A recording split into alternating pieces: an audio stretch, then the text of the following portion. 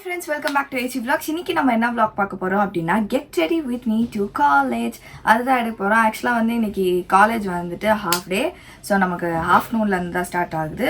So வந்து அதுக்காக தான் நம்ம ரெடியாக போகிறோம். ஒரு முக்கியமான ஒரு ஈவெண்ட் இருக்குது என் காலேஜில். ஸோ அதனால தான் நம்ம இன்றைக்கி ரெடியாக போகிறோம். ஸோ எப்படி ரெடி ஆகிறோம், என்னெல்லாம் நான் பண்ணுறேன் அப்படின்றத வாங்க ஃப்ரெண்ட்ஸ் வீடியோக்குள்ளே போகலாம். என்ன நடக்குதுன்னு பாருங்கள். ஓகே ஃப்ரெண்ட்ஸ், இப்போ வந்து ஒரு முக்கியமான ஒரு விஷயம் எனக்கு பண்ண வேண்டியது இருக்குது. அது என்ன அப்படின்னா வாங்க இங்கே காட்டுறேன். கமான் க்ளோஸ் அப் வாங்க. நான் ஒரு ரீல் போட்டேன். அந்த ரீலுக்கு கீழே இந்த பக்கி எப்படி போட்டிருக்கான் பாருங்க. நான் ஒரு ஸ்டோரி கேட்ட போட்டியா இன்னும் அப்படின்னு. ஸோ இப்போ வந்து அவனை டேக் பண்ணி நம்ம ஒரு ஸ்டோரி போட வரோம். அது எப்படி போடுறதுன்னு தெரில, பட் ஸ்டில் நம்ம போடுவோம். ஓகே, இப்போ பாருங்க. இதுக்கப்புறம் என்கிட்ட ஸ்டோரியே கேட்குறது. ஆனால் ரொம்ப நாளாக நானுமே குழந்தை கேட்குதே போடணும்னாச்சா மறந்து போயிடுச்சு. ஆனால் இன்னைக்கு எனக்கு ஒரு நல்ல இதுவாக கிடச்சிச்சு. ஐயோ, நீ வாங்கப்பா.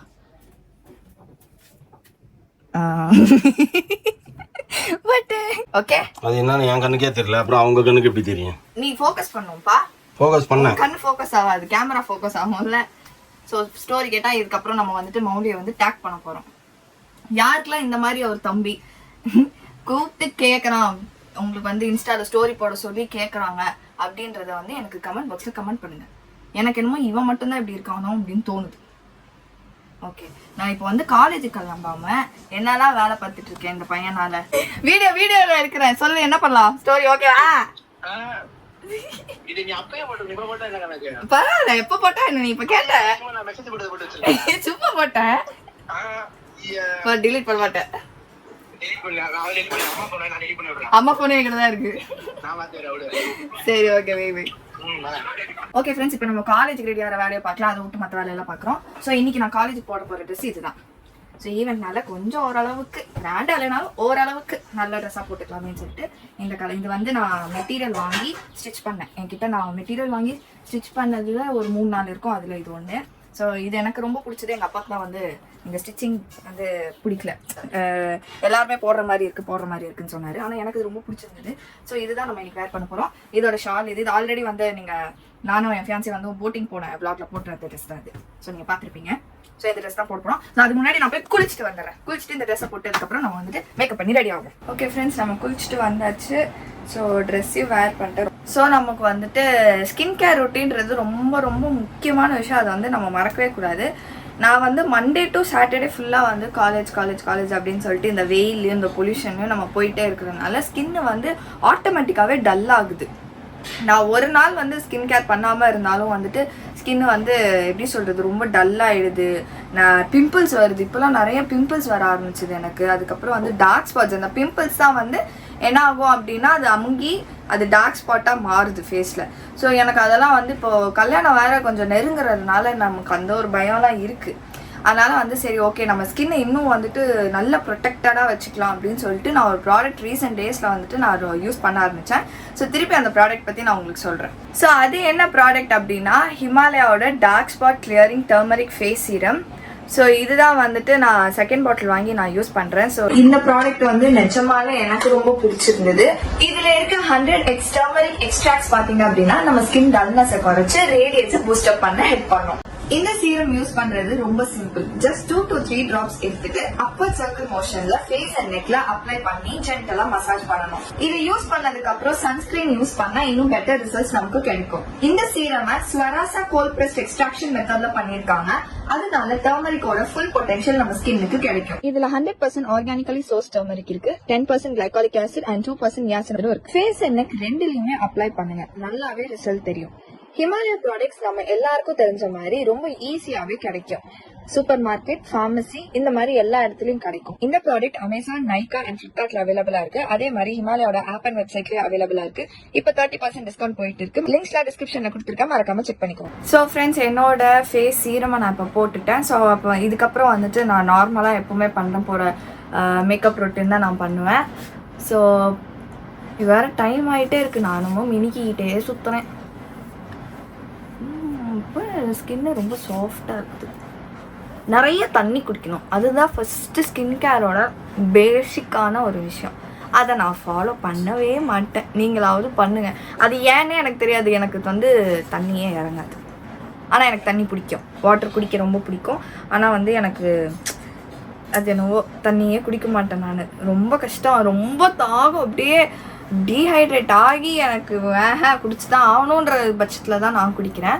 ஆனால் நான் எப்போவுமே மைண்டில் வச்சுக்கிறது தான் தண்ணி குடிக்கணும்ன்ட்டு. ஆனால் அது மறந்து போயிடுது, தண்ணி குடிக்கிறது மட்டும் மறந்து போயிடுது. காலேஜுக்கு போனால் ஐஸ் வாட்டர் இருக்குது.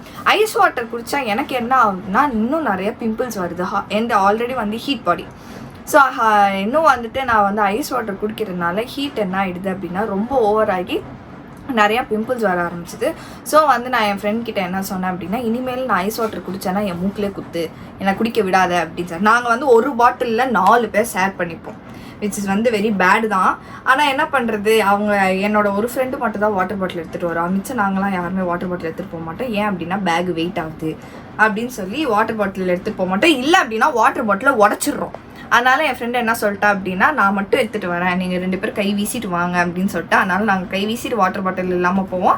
அவள் எடுத்துகிட்டு வந்துடுவா. எங்களுதில் வந்து காலேஜில் என்னன்னா ஆரோ செட்டப் இருக்குது. ஸோ அப்பப்போ வேணுன்ற போது போய் ஐஸ் வாட்டர் பிடிச்சோம் அப்படின்னா சில்லுன்னு வருது. ஸோ இப்போ கொஞ்ச நாளாக நான் வந்துட்டு ஐஸ் வாட்டர் குடிக்கக்கூடாது அப்படின்ற ஒரு முடிவோடு இருக்கேன். ஸோ அதுதான் வந்து ஃபஸ்ட்டு விஷயம். அடுத்தது வந்து என்ன, ஸ்கின் கேருக்கு என்ன வேணும், ஃப்ரூட்ஸ்லாம் சாப்பிட்ணும்.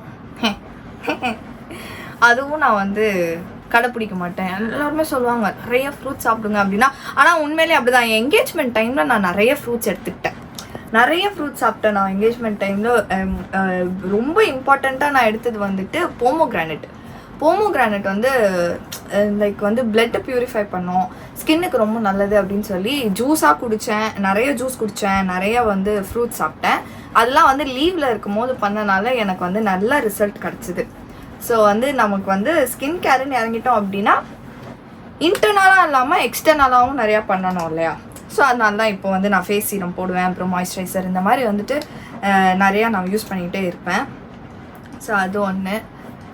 அப்புறம் வேறு என்ன ஸ்கின் கேருக்கு முக்கியமான விஷயம், வேறு எதாவது உங்களுக்கு தெரிஞ்சால் நீங்கள் சொல்லுங்கள், இதெல்லாம் பண்ணணுமோனா ஸ்கின் கேருக்கு அப்படின்னு. எனக்கு தெரிஞ்சு 4 பேர் சொன்னதை வச்சு நான் பண்ணுறது இந்த பேசிக்கான விஷயம் இது ஒன்று தான். தண்ணி குடிக்கணும் மோஸ்ட்டாக, அது எனக்கு நல்லா தெரியும். ஆனால் நான் வந்து அதை கடைப்பிடிக்க மாட்டேறேன். ஏன்னா எனக்கு வந்து ஏன்னே தெரில, அது என் மைண்ட் செட் அப்படி மறந்து போயிடுறது. நான் தண்ணி குடிக்கிறது, தண்ணி பார்த்தா கூட குடிக்கணும்னு தோண மாட்டேங்குது எனக்கு. ஸோ அந்த மாதிரி ஒன்று. ஸோ நீங்களாம் வந்து நல்லா வாட்டர் இன்டேக் பண்ணுங்கள். ஸோ இதுக்கப்புறம் நானுமே நிறைய வாட்டர் இன்டேக் பண்ணலாம் அப்படின்ற ஒரு டிசிஷனோட இருக்கேன். பார்ப்போம் எந்த அளவுக்கு நான் கடைப்பிடிக்கிறேன் அப்படின்றது.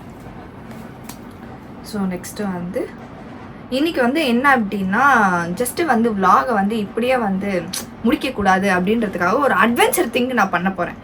என்ன அப்படின்னா, என் காலேஜுக்கு நான் என் வண்டியில் போக போகிறேன். எங்கள் அப்பா வந்து பின்னாடி உட்காந்துப்பார், ஏன்னா விலாக் எடுக்கிறதுக்கு ஒருத்தவங்க வேணும்ல எப்படியும். அதனால் டேடி வந்து பின்னாடி உட்காந்துப்பார், நான் தான் முன்னாடி வண்டி ஓட்டிகிட்டு போகிறேன். நெக்ஸ்ட்டு வந்து லிப்ஸ்டிக்கை போட்டுட்டு, அம்மா லிப்ஸ்டிக் முடிஞ்சிடுச்சு.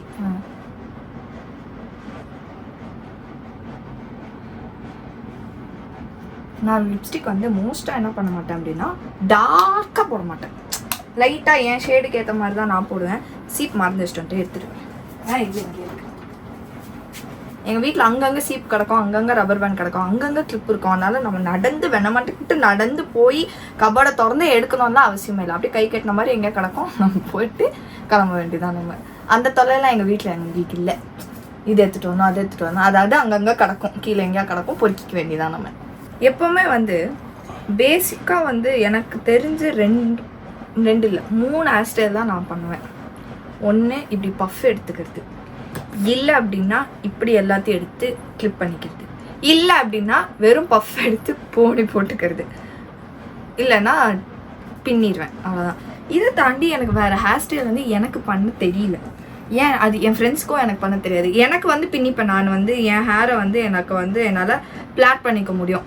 ஃப்ரெஞ்ச் பிளாட்டும் நான் இப்போ தான் கற்றுக்கிட்டேன் நான். ஸோ ஃப்ரெஞ்ச் பிளாட்டும் நான் பண்ணுவேன்.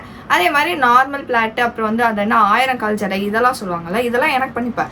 ஆனால் என் ஃப்ரெண்ட்ஸு தலையை தொட்டால் மட்டும் எனக்கு வரவே வராது. காமெடி அப்படியே கலாய்ப்பாங்க என்னை வந்துட்டு, எப்படி பண்ணுறப்பாரு என் தலையை அப்படின்னு சொல்லிட்டு. அது ஏன்னு எனக்கு தெரில. எனக்கு மற்றவங்களுக்கு பண்ண வராது. எனக்குன்னா இந்த பேசிக் 4 ஹேர் ஸ்டைல் தான் பண்ண வரும் அப்படியுமே. ஆனால் எனக்குன்னா பண்ணிப்பேன் நான். அது ஏன்னே எனக்கும் தெரில. வேறு எதாவது ஹேர் ஸ்டைல் எதாவது பார்க்கணும்.